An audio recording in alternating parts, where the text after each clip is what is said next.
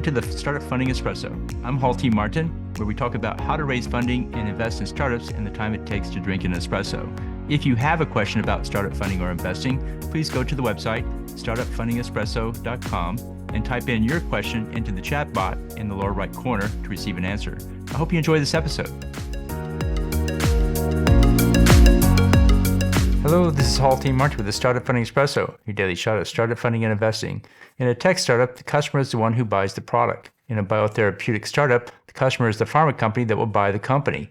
While almost all tech startups launch a product and sell it to the user, the biotherapeutic startup rarely launches the startup to sell the product. The cost to launch a biotherapeutic company is very high given the cost of deploying the sales force and producing the product. The biotherapeutic startup spends their time identifying the right pharma company. This includes a review of their product line, intellectual property portfolio, and position in their sector. The CEO of the biotherapeutic spends time with the potential acquirers of the startup to learn more about their priorities. The CEO looks for a candidate pharma company that does not already have the same IP as the startup. Biotherapeutics in most cases are looking for IP that fills a gap in their patent portfolio. In launching a biotherapeutic startup, identify the ideal customer profile and then match to the existing pharma companies on the market. Thank you for joining us for the Startup Funding Espresso, where we help startups and investors connect for funding. Let's go start listening to today.